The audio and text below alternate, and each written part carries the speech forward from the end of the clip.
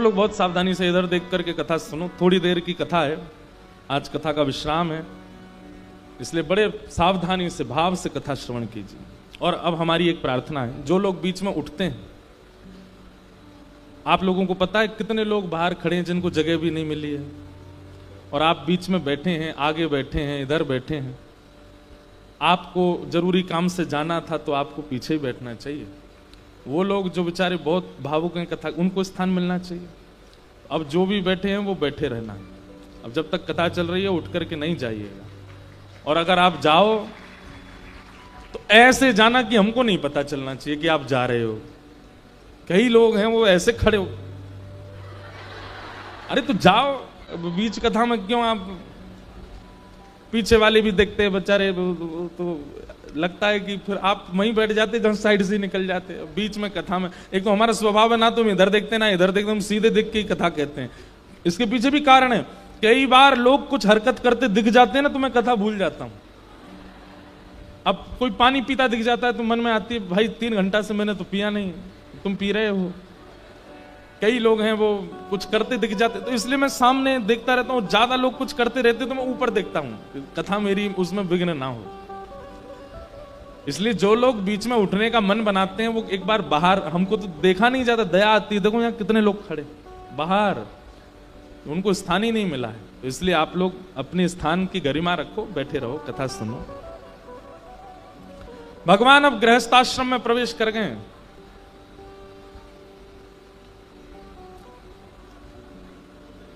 विवाह का मतलब होता है विशेष प्रकार का भार। अब तक आप स्वच्छंद थे, अब तक आप स्वतंत्र थे, अब तक आप जैसे चाहते सोते, खाते, पीते, हंसते रहते थे, लेकिन अब नहीं।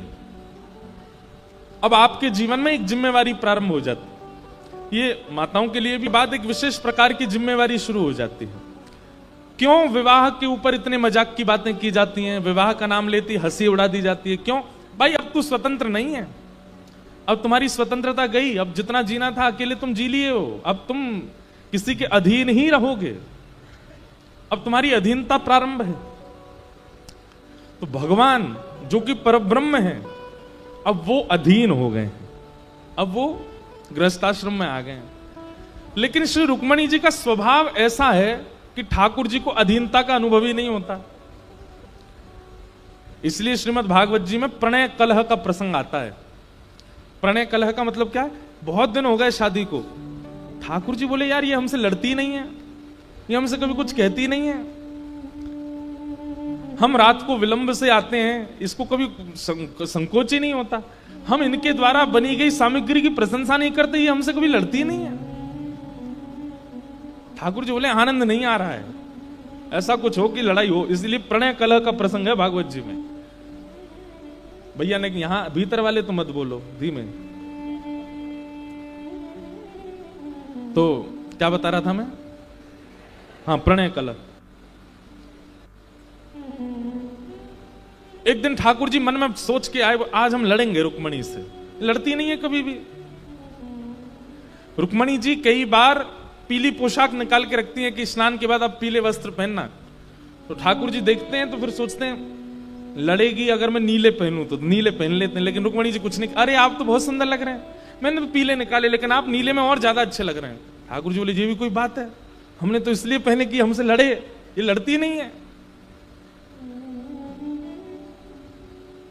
रुक्मणी जी पूछती हैं आज प्रसाद में क्या पाएंगे आप? तो ठाकुर जी बोलते हैं आज हम ये पाएंगे, ये पाएंगे, ये पाएंगे, बनाओ। अब इच्छा तो वही पाने की है, लेकिन ठाकुर जी के सामने जैसे थाली आती है तो ठाकुर जी कहते हैं नहीं ये पाने की इच्छा नहीं, कुछ और लेके आओ। तो रुक्मणी जी वो लेके आ जाती हैं, तो वो भी मना, नहीं ये भी नहीं, कुछ और लेके आओ, केवल इसलिए कि लड़े हमसे। लेकिन रुक्मणी जी ऐसे स्वभाव की हैं, वो लड़ती ही नहीं है ठाकुर जी से। कभी कभी ठाकुर जी की इच्छा होती है हम इनके चरण वंदन कर लें, ये बिल्कुल नहीं लड़ती हमसे। तो वस्त्रों में विपरीतता करके देख ली, भोजन में विपरीतता करके देख ली, कई बार कोई भाव रखा जाता पारिवारिक, उसमें रुक्मणी जी कहती ऐसा करना चाहिए, तो ठाकुर जी कटाक्ष करते, नहीं नहीं आप क्या जानती हो, आपका विषय नहीं है, हम बता रहे हैं ऐसा होना नहीं, आप तो स्वामी हैं, आप जो कहेंगे वो स्वीकार है। ठाकुर जी कहते हैं भाई ये कैसी देवी आ गई हमारे घर, लड़ती नहीं है। आज ठाकुर जी मन में सोच के गए, अगर आज हमने इससे लड़ाई नहीं करी तो हमारा नाम भी कृष्ण नहीं, आज हम लड़ेंगे। और ठाकुर जी कक्ष में गए और जाकर के झूला पर जैसे ही बैठे, रुक्मणी जी पंखा जल रही थी और ठाकुर जी ऐसा प्रसंग छेड़ते हैं जिससे रुक्मणी जी के हृदय में थोड़ी सी वेदना हो। ठाकुर जी कहते हैं, तुमने हमसे ब्याह क्यों किया? आपका हमसे ब्याह करने का कारण क्या है? रुक्मणी जी बोले, बहुत जल्दी नहीं पूछ रहे हैं आप? आपके पुत्र का भी जन्म हो गया, पुत्र का ब्याह भी हो गया, पुत्र का पुत्र भी हो गया, उसका भी ब्याह हो गया, अब पूछ रहे हो आप? नाती का भी ब्याह हो चुका है आपके, और आज आप हमसे पूछ रहे हो कि हमने ब्याह क्यों किया? बहुत जल्दी नहीं पूछ लिया? ठाकुर जी ने नहीं नहीं, हमें बताइए आपने हमसे ब्याह क्यों किया? अब रुक्मणी जी कुछ बोले नहीं, वो तो खड़ी खड़ी, वो तो जानती हैं कि इनके मन में क्या चल रहा है, ये लड़ना चाहते हैं, हमको लड़ना नहीं है इनसे। ठाकुर जी बोले, अच्छा मैं बताऊं तुमने हमसे ब्याह क्यों किया? बोले बताइए। बोले, क्योंकि तुमने संतों से मेरे बारे में बहुत प्रशंसा सुनी, तुमने पत्र में भी लिखा था ना, श्रुत्वा गुणान भुवन सुंदर शृण्वताम ते, आपके बड़े गुणानवाद मैंने सुने हैं। तुम संतों की बातों में आ गए, जिनके खुद के घर का ठिकाना नहीं, जिनका खुद का गृहस्थाश्रम नहीं, जिनको अपने पेट पूजा के अलावा दूसरों की कोई चिंता नहीं, ऐसे संतों की बातों में आके तुमने हमसे ब्याह कर लिया। आप कहोगी हमने तो इसलिए ब्याह कर लिया कि आप सुंदर हैं। काय बात के सुंदर? हमारे शत्रुओं कभी हमारा नाम सुना है? कालिया कह के बुलाते हैं हमको, कालिया कहते हैं, श्याम कहते हैं, हमारा नाम ही कृष्ण रख दिया गर्गाचार्य जी ने। कृष्ण का मतलब काला। काय मत की सुंदरता? अरे भाई, कई बार घर का बालक इतना सुंदर नहीं होता, पर बड़े लोगों को वो बहुत अच्छा लगता है। अरे मेरो राज दुलारो, कितना बढ़िया लग रहा है, कैसा भी हो, लेकिन घर के बड़े लोगों को अच्छा ही लगता है। तो कई बार घर के बड़े लोगों को भी अच्छा लगता है। ऐसी तुमने जबरदस्ती, एक प्रकार से हमको कभी कभी ऐसा लगता है तुमने हम पे कृपा की है कि चलो ये तो सुंदर नहीं, हम सुंदर इनके पास चली जाएं तो जीवन भर ये तो रहेगा, पत्नी तो सुंदर है। रुक्मणी जी मंद मंद मुस्कुरा रही, क्योंकि इन बातों का कोई तत्व नहीं है। रुक्मणी जी जानती हैं आप सुंदर, त्रिभुवन कमनम तमाल वर्णम। अरे आपने अपना वर्ण श्याम करके पृथ्वी पर कृपा की है। कहीं आप गौर वर्ण के हो गए होते तो आदमी देख करके प्राण त्याग देता आपको, इतने सुंदर लगते आप श्याम वर्ण के बन के इसलिए आए हो ताकि संसार के लोग आपकी सुंदरता को सह सकें। रुक्मणी जी इसलिए हंस रही हैं। ठाकुर जी ने अनेक बातें की और अंत में ठाकुर जी क्या कहते हैं? रुक्मणी सुनो, हमने सुना था कि तुम्हारी सगाई हो चुकी थी पहले। अब रुक्मणी जी थोड़ी सी सहम गई। तुम्हारी सगाई तुम्हारे भाई ने शिशुपाल से की थी ना?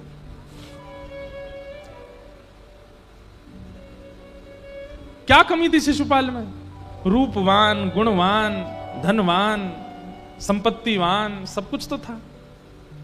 उसके साथ विवाह कर लेती, कितनी अच्छी लगती तुम, वो भी गोरा, तुम भी गोरी, वो भी सहज, तुम भी सहज, सब कुछ बिल्कुल मतलब अनुकूल था तुम्हारे लिए। हमें ऐसा लगता है कि तुमने जबरदस्ती हमसे ब्याह कर लिया, इसलिए शिशुपाल अभी तक क्वारा बैठा है। हमने शिशुपाल को बुला लिया है द्वारिका। हम तुम्हारे मन की जान गए हैं और अब हम शिशुपाल से बात करके तुम्हारा विवाह करा देंगे उससे।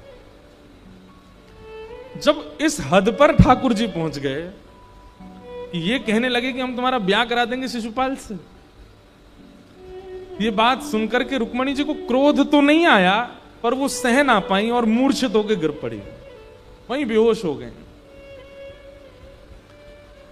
ठाकुर जी को जैसे ही होश आया, पीछे मुड़ करके देखा तो रुक्मणी जी मूर्छित पड़ी थी। ठाकुर जी दौड़ करके गए, 4 भुजा धारण की, 2 भुजा से रुक्मणी जी को उठा लिया, 1 भुजा से पंखा चलने लगे, 1 भुजा से पानी का छिड़काव करने लगे। अरे रुक्मणी, अरे अरे हम तो विनोद कर रहे थे, हम तो आनंद कर रहे थे, मैं प्रणय कलह कर रहा था, मैं जबरदस्ती युद्ध लड़ाई करना चाह रहा था, क्योंकि तुम कभी क्रोध नहीं करती हो। ऐसी कोई बात नहीं है, मेरी बात में कोई सत्यता नहीं है, शिशुपाल नहीं आएगा, मैं तुम्हारा विवाह नहीं करूंगा।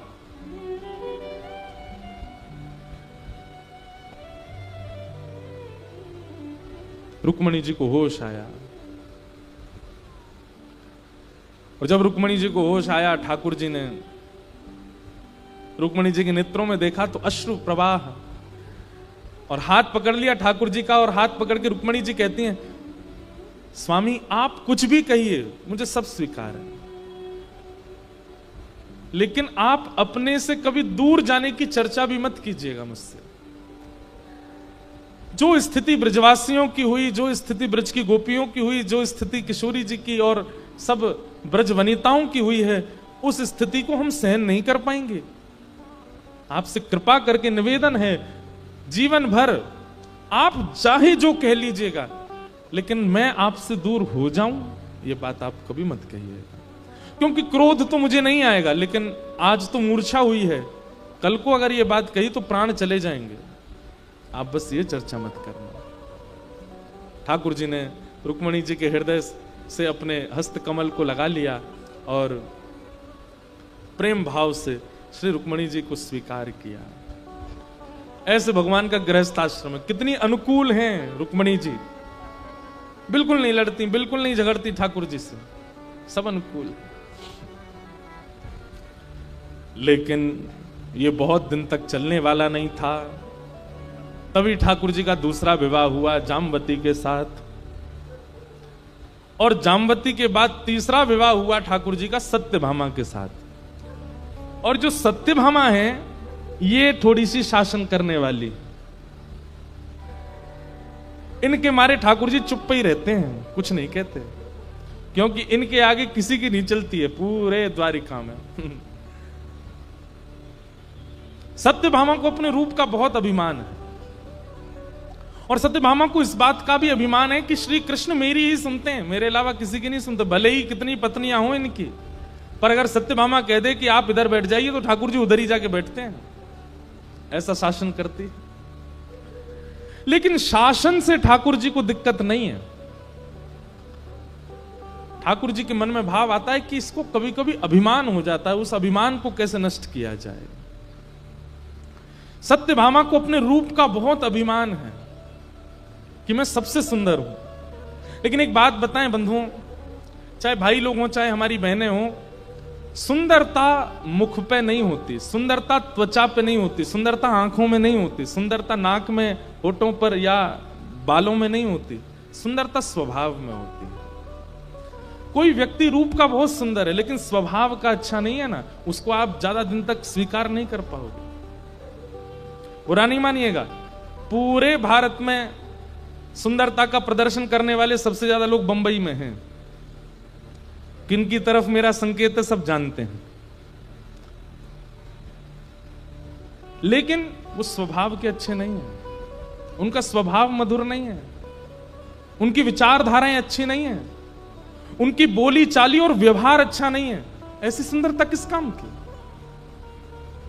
और कभी अगर आपने उनको बिना अपने बाह्य रूप धारण किए देख लिया, तो कहीं आप डर के भाग ना जाओ, इतने भयावह लगते हैं। सुंदरता तो अंतरंग होती है। हमारे ब्रज के संतों को देखिए आप, कोई क्रीम नहीं लगाते, कोई पाउडर नहीं लगाते, कुछ नहीं करते, ब्रज रज लगा लेते हैं, चंदन घिसके लगा लेते हैं, तिलक फोटा लगाए, पूरे मुंह पे लगाए। हरदासियों को देखो, यहां लगा लेंगे, इधर लगा लेंगे, नाक पे लगा लेंगे, यहाँ पे इधर पूरा मुंह पे लगा के घूमेंगे, हाउ ब्लाउज बन के, इतने सुंदर लगते हैं। कैसा आकर्षण उनके रूप में आता है। हमारे पूज्य श्री रमन रीति वाले महाराज जी, वो जब त्रिपुंड लगा करके निकलते हैं, सफेद दाढ़ी, उनका रूप देख करके ऐसा लगता है मानो जैसे कोटि कोटि चंद्रमा वार दें इन पे। हमारे पूज्य श्री मलुक पीठ वाले महाराज जी जब उर्दपुंड लगा करके, जटा जूट बांध करके, बगनखा लगा करके जब निकलते हैं, तो ऐसा लगता है आहा क्या स्वरूप है। कुछ नहीं लगाते मुखमंडल पर। चलो अब रमन रीति महाराज जी, मलुक पीठ वाले महाराज जी को जानने वाले लोग कम होंगे यहाँ पे। हमारे प्रेमानंद जी महाराज ललाट पर 12 अंगुल का चंदन लगाते हैं। शास्त्रीय नियम है 12 अंगुल, 12 उंगली का चंदन होना चाहिए माथे पर। यहां से गिनो और यहां से फिर 12, ऐसे 12 उंगलियां गिन करके चंदन लगा होना चाहिए, शास्त्रीय नियम है। हम तो जल्दीबाजी में श्री लगा लेते हैं, कभी अभी दत्त धाम में थे वहां लगाते थे अपना पूरा चंदन आया तक पूरा, नहीं तो विधान है शास्त्रीय कि 12 अंगुल नहीं तो 8 अंगुल, 8 अंगुल नहीं तो 4 अंगुल, 4 अंगुल नहीं तो 2 अंगुल, नहीं तो 1 अंगुल। 1 अंगुल से भी कम तो नहीं होना चाहिए। तिलक एक श्री ही हो भले ही हो। जब निकलते हैं 12 अंगुल का चंदन लगा करके महाराज ऐसा लगता पछाड़ खा खा करके गिर रहे हैं लोग। कैसे? ये रूप का सौंदर्य नहीं है, ये आंख, नाक, कान, त्वचा, होठ, बालों का सौंदर्य नहीं है, ये स्वभाव की सुंदरता है। मुख की सुंदरता कुछ दिन आकर्षित कर सकती है, पर स्वभाव की सुंदरता स्वप्न में भी दिखेगी, चलते फिरते भी दिखेगी, चिंतन में भी रहेगी। स्वभाव की सुंदरता सबसे सुंदर है। और कहीं ना कहीं ठाकुर जी के मन में आज, अब देखो ये सब लीलाएं ठाकुर जी हमको ज्ञान दिलाने के लिए ही करते हैं, वास्तविकता नहीं है। सत्यभामा को जो अभिमान होता है सुंदरता का वो है नहीं, पर हम आप सब सतर्क रहें इसलिए ठाकुर जी लीला में करवाते हैं कि तुम अभिमान करो। सत्यभामा को अभिमान रहता है अपने रूप का कि मैं बहुत सुंदर हूं, लेकिन ठाकुर जी के नेत्रों की पूछो तो वो किशोरी जी का चिंतन करते हैं। वो तो क्यों? क्योंकि स्वरूप का सौंदर्य नहीं है।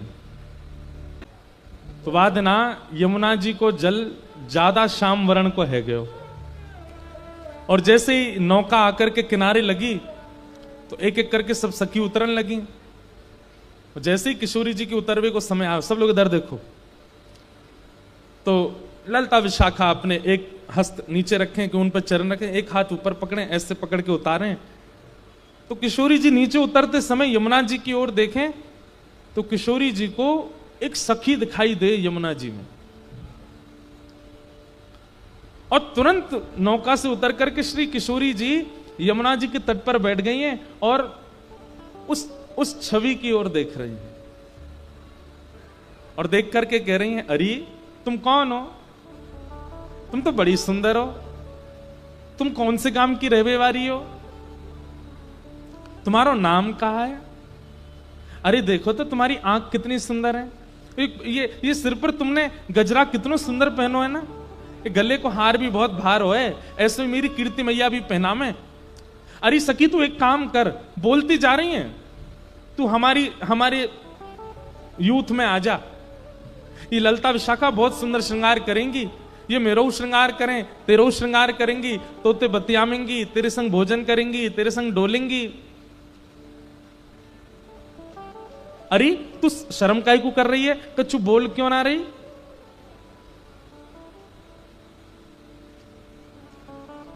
रूठ के बैठ गई। अच्छा तू हमसे बात ना करेगी, चल मैं तो ते रूठ नहीं हूं अब। अरे तू जाने ना है मुझे, इस सबरी मुझसे बात करवे को बैठी रहे, और तू मैं तो बात कर रही हूं, तू मुझसे बात ना कर रही। रुक जा, अब ही जाऊं, श्याम सुंदर ते तेरी शिकायत करके आऊं, तू बोलेगी ना? और किशोरी जी गई ठाकुर जी से जाके बोली, श्याम सुंदर मैंने आज एक सखी देखी। ठाकुर जी बोले अच्छा, तो फिर बोले देख ये सब मुझसे बात करें, ललता विशाखा ये सब मेरे संग रहे, और वो ऐसी इतरा रही मेरे आगे, इतनी सुंदर है, इतनी सुकुमारी है, ऐसे वाक्य नयन है, ऐसी वाक्य नाक है, ऐसा सब स्वरूप है, लेकिन देख वो आ ना रही है मेरे पास। मैंने खूब कह ली तेरा श्रृंगार करेंगे, तो भोजन करावेंगे, तो संग डोलेंगे, लेकिन बताई ना रही कछु। ठाकुर जी बोले ऐसी कौन सी आ गई जो आपके बोलवे पे बोल नहीं रही है? अरे किशोरी जी आप तो तोतांत बात करने लगो तो उनके भी स्वर प्रकट हो जाएं, आप तो मैनांत बात करने लगो तो उनके भी शब्द प्रकट हो जाएं, अरे आप वृक्षन पे हाथ धर दो तो वृक्ष भी चैतन्य हो जाएं। ऐसी कौन सी आ गई जो आपसे बात ना कर रही? लेके चलो मुझे। ठाकुर जी लेके गई, देखो वो रही। ठाकुर जी बोले कहां है? अरे ये दिखना रही तुम्हें? ठाकुर जी हंस करके प्रेमाश्रु नेत्रों में भर लाते हैं और किशोरी जी के चरणों में प्रणाम करके कहते हैं आप कितनी भोरी हो, ये आप ही तो हो, आप अपने प्रतिबिंब से ही तो बात कर रही हो, ये कोई और सखी नहीं है श्री जी, ये आपको ही प्रतिबिंब है, आप स्वयं को ही सुंदर कह रही हो, स्वयं की नासिका पे रीझ रही हो, स्वयं की आंखन पे रीझ रही हो, स्वयं के श्रृंगार को ही वर्णन कर रही हो। श्री जी तो ऐसे संकोच में आई, भाज गई माते, अरे मुझे तो पता ही नहीं जी मैं हूं, इतनी बोली है, इतनी सीधी है, ये सुंदरता है।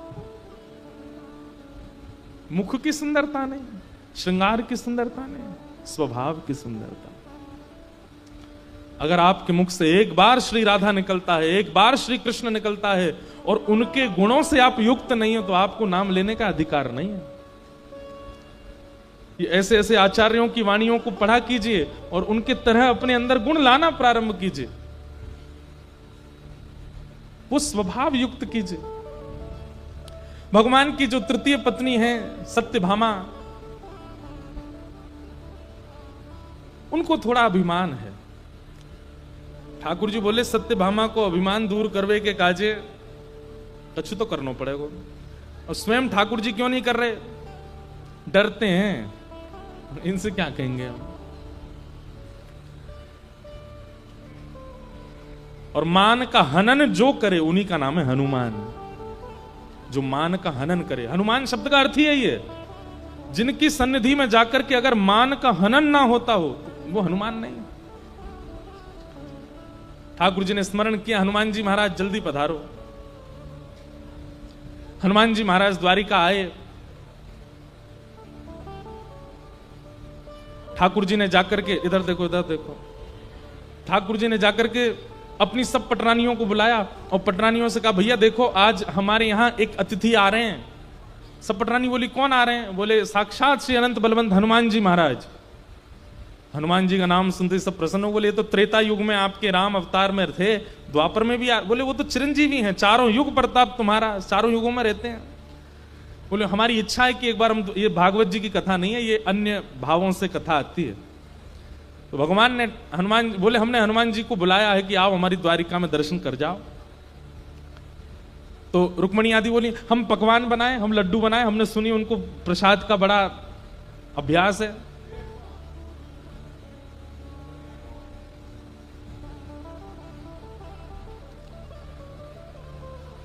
ये द्वार खोल दीजिए, वहीं बैठ जाएंगे। अब अंदर तो आ नहीं सकते, वहीं बैठा दो, द्वार खोल। इधर देखो, क्या बता रहा था मैं? हाँ, तो ठाकुर जी बोले वो सब तो ठीक है, लेकिन हनुमान जी का एक स्वभाव है। बोले क्या?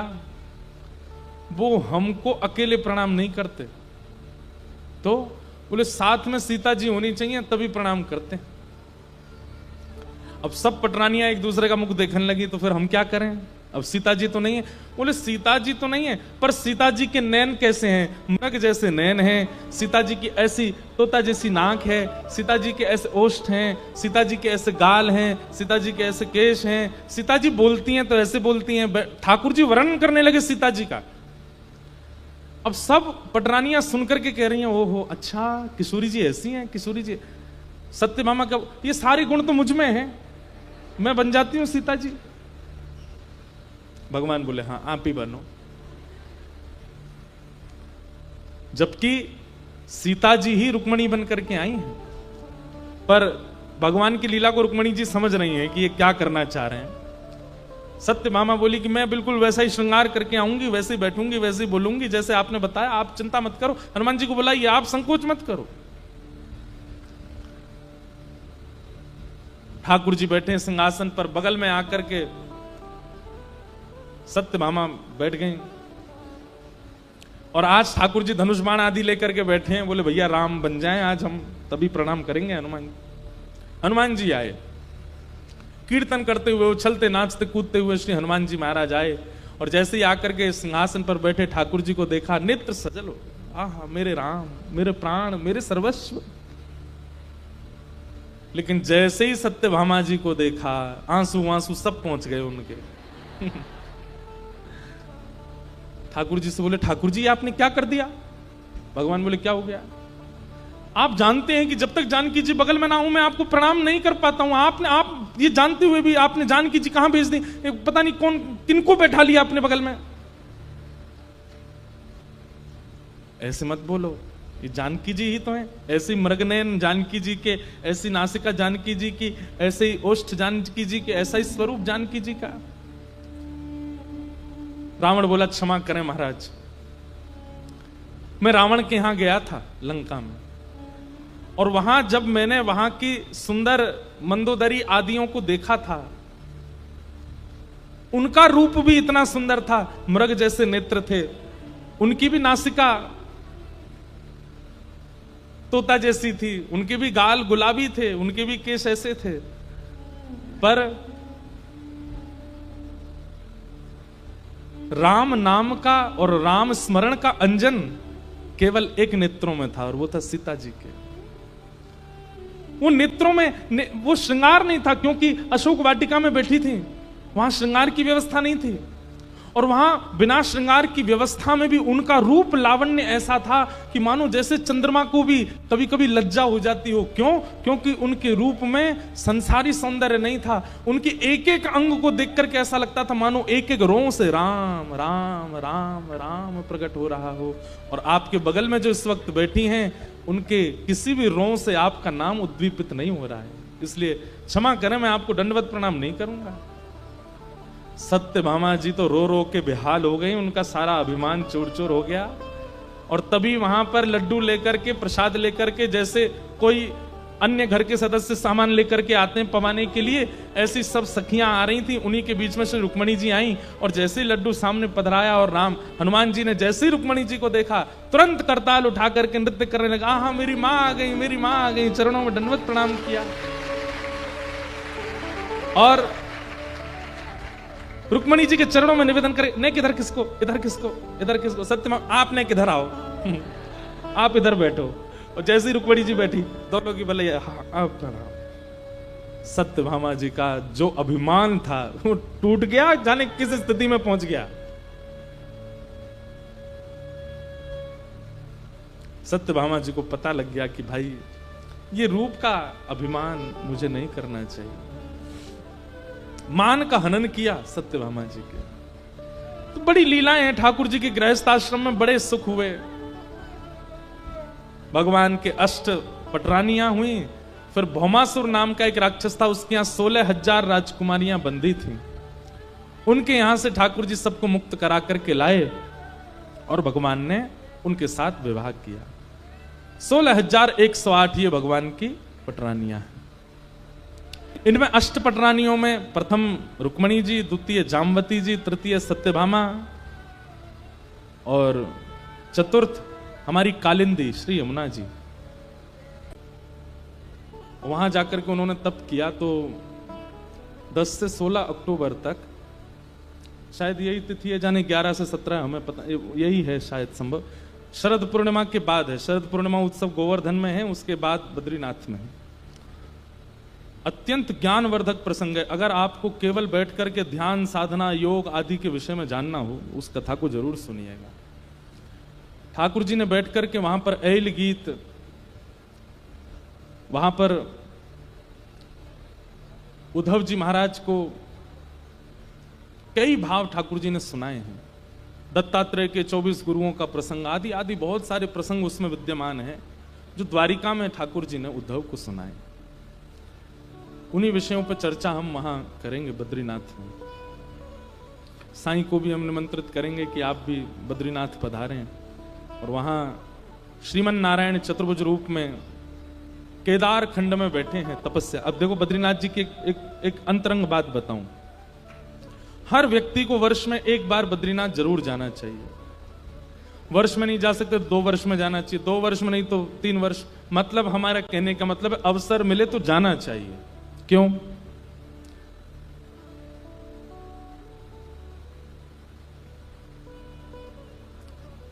सतयुग त्रेता द्वापर में आप कथा सुनते हैं कि किसी भी व्यक्ति को बिना तपस्या के कोई फल नहीं मिलता, लेकिन कलयुग में व्यक्ति कोई तपस्या करता ही नहीं है।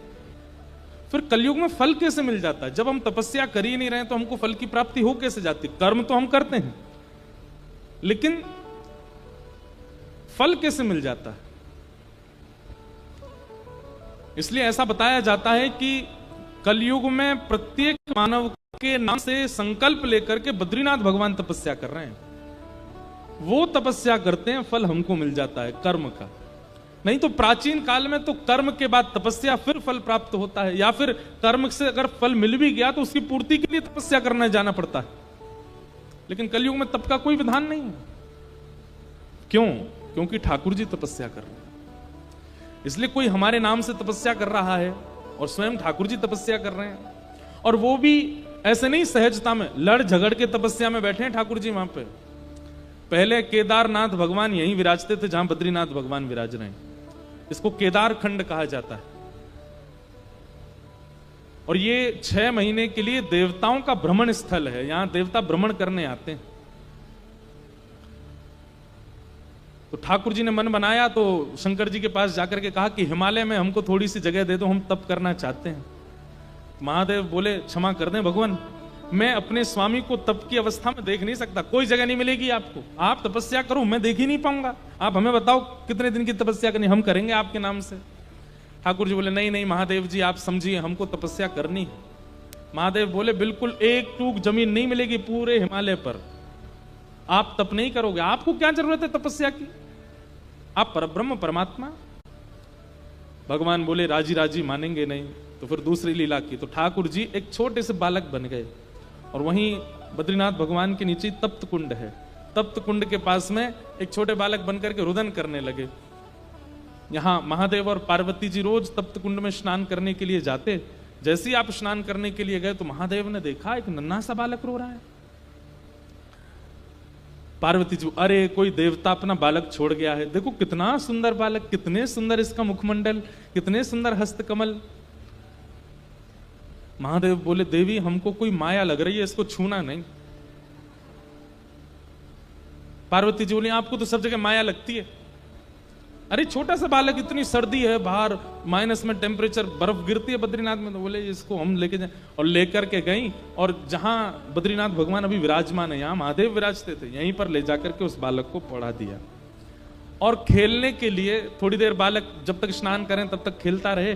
तो गेंद के जैसी आकृति के होते हैं बेर, बेर को ही बदरी कहते हैं, उस बालक को पकड़ा दिए और वो बालक बेरों से थोड़ी देर खेलने लगा। महादेव बोले चलो हम जल्दी स्नान करके आते हैं, पर महादेव को कहीं ना कहीं संशय हो गया था कि ये कोई माया है। स्नान करके तप्त कुंड में जैसे ही वापस लौट करके आए तो मंदिर का मुख्य द्वार बंद भीतर से, और जैसे ही खोलने का प्रयास किया नहीं खुले। महादेव बोले ये बालक तो बंद कर नहीं सकता, छोटा सा बालक है, ये किसने बंद किया भीतर से। रोष में भर करके महादेव ने जैसे ही अपने त्रिनेत्र को खोला तो दरवाजा खुला और वही बालक शंख चक्र गदा पद्म धारण चतुर्भुज रूप धारण करके तपस्या की मुद्रा में बैठे। वहां पर चतुर्भुज हैं ठाकुर जी, लेकिन शंख चक्र नहीं है, ऊपर से श्रृंगार में धराते हैं ठाकुर जी। वहां तपस्या की जटाएं बना ली ठाकुर जी ने, और तपस्या में भी कैसे बैठे हैं। कभी आप बद्रीनाथ में ब्रह्म मुहूर्त में दर्शन करने जाओगे तब श्रृंगार हटाया जाता है ठाकुर जी का। तो तप का मतलब होता है अपने शरीर को अव्यवस्थित करके भगवान नाम जपना, उसको तप कहते हैं। हम तो फिर भी अपने 2 पैरों को व्यवस्थित करके बैठे हैं, पर बद्रीनाथ भगवान जो है वो ऐसे तिरछे बैठे हैं, थोड़ा एक तरफ की ओर झुके हुए बैठे, इतनी घनघोर तपस्या। महादेव आकर के बोले भगवान आपको क्या आवश्यकता, आप जिद करके और आप छल करके तपस्या में बैठ ही गए, हमने राजी राजी जगह नहीं दी तो आपने छल करके ले ली। तो महादेव को ठाकुर जी कहते हैं कलिकाल में लोग तप नहीं करेंगे, कलकाल में लोग इतने ज्यादा विषय भोग विलासी होंगे कि उनको वो कर्म करना ही उनको बहुत भारी पड़ जाएगा, और फल कैसे मिलेगा उनको, और बिना तपस्या के फल की प्राप्ति होती नहीं है। इसलिए कलिकाल में जन्म लेने वाले प्रत्येक मानव के नाम से संकल्प लेकर के अलकनंदा जी में जल छोड़ करके मैं उनके नाम से तप करूंगा, ताकि वो केवल कर्म करें और फल मिले। हम इसलिए कह रहे हैं कि भाई हमने तो कुछ किया नहीं लेकिन फिर भी हमको मिल रहा है, तो जिसकी कृपा से मिल रहा है उसको एक बार प्रणाम करने वर्ष में जाना चाहिए, उनको वंदन करना चाहिए। तो अक्टूबर में है वहां कृष्ण उद्धव संवाद, वो बड़ा आनंद आता है। श्रीमद् भागवत जी की जन्मस्थली है बद्रीनाथ, वहीं लिखे गए, अद्भुत स्थान। ये बात हमको इसलिए याद आ गई क्योंकि अब आगे कृष्ण उद्धव संवाद प्रारंभ होगा, उसको हम यहाँ बोल तो सकते नहीं क्योंकि बहुत विस्तृत है, इसलिए हमने संकेत किया कि अक्टूबर में वहां कथा में आप आ सकते हो, वहां सुनिएगा।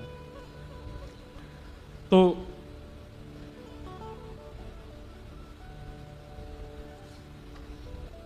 इस प्रकार भगवान की सब लीलाएं चल रही हैं द्वारिका में। भगवान ने पांडवों का राजसूय यज्ञ पूर्ण करवाया। ठाकुर जी के एक परम सखा श्री सुदामा जी का चरित्र आया। कृष्णस्यासीत् सखा कश्चित् ब्राह्मणो ब्रह्मवित्तम विरक्त इंद्रियार्थेषु प्रशांतात्मा जितेंद्रिय। भगवान के एक सखा हैं जिनका नाम है सुदामा। ठाकुर जी के 3 ही सखा हैं, उद्धव, अर्जुन और सुदामा। आप कहेंगे मधुमंगल, श्रीदामा, तनसुखा, मनसुखा, ये कौन है? फिर बोलिए ये तो प्राण है ठाकुर जी के, ये सखा नहीं है। सखा 3 ही हैं। इससे क्या समझ में आता है? जितने कम सखा बनाओगे उतने खुश। कई बालकों को हमने देखा, उनकी इतनी तगड़ी फ्रेंड्स होते हैं, इतने ज्यादा फ्रेंड्स होते हैं, ये अच्छा नहीं। बहुत संख्या में मित्रता होना इस बात का प्रतीक है कि कहीं ना कहीं विषय आपकी मित्रता में जुड़ा हुआ है। विषय की प्राप्ति के लिए इतने मित्र हैं। मित्र कम ही होने चाहिए। हम तो कहते हैं संबंध बहुत कम होने चाहिए संसार में। ज्यादा लोगों से संबंध मत बनाइए। जितने ज्यादा आप संबंध व्यवस्थित करते हो, जितने ज्यादा आपके कॉन्टेक्ट्स होंगे, उतने टेंशन में रहोगे आप।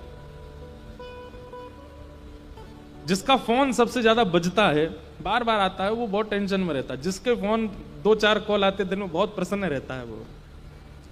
ठाकुर जी के 3 ही सखा है, इसलिए सखा ज्यादा नहीं। और सखा किसको कहते हैं? सह खादती सह खेलती, जो संगई खावे, संगई खेले, संगई रहे, संगई सोवे, हर क्रिया में आपके संग रहे।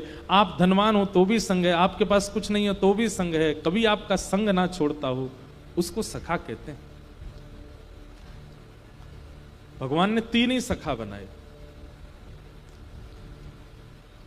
ठाकुर जी के सखा बनने के लिए किन किन गुणों की आवश्यकता है? बहुत ध्यान से सुनिएगा।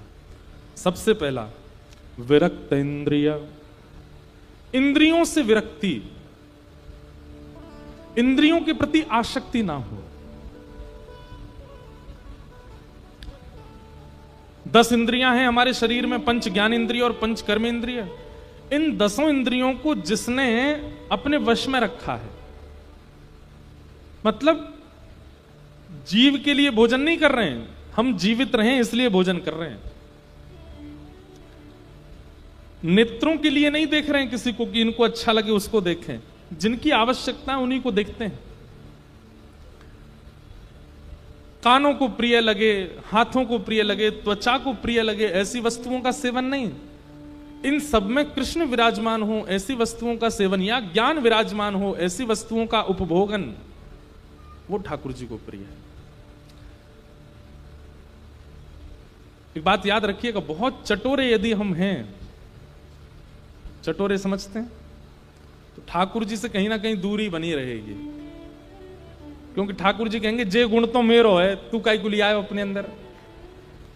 अब तू चटोरा बन गो, मुंह में तो में लड़ाई है गई, तो जे तो मैं खाऊंगो, एक ही बच्चों, और तू कहेगो नहीं मैं खाऊंगो। ठाकुर जी बोले नहीं, जे गुण तो मेरो ही होना चाहिए। मतलब ठाकुर जी को खाने वाला नहीं, खिलाने वाला प्रिय है।